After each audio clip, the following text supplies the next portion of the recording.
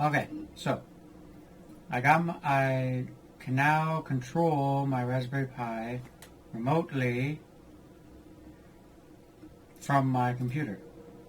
My Raspberry Pi is not plugged into my computer. It's connected to the Wi-Fi, but that's all. And power up here, and this is the temperature sensor. And this window up in the top left is SSH into the Raspberry Pi.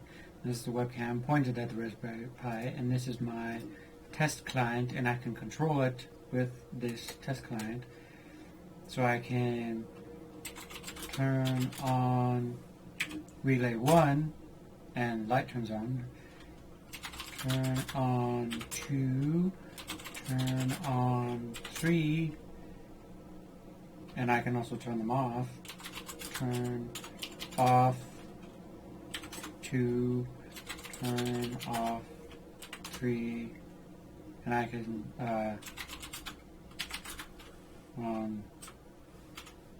turn on 3, and I can turn them all off.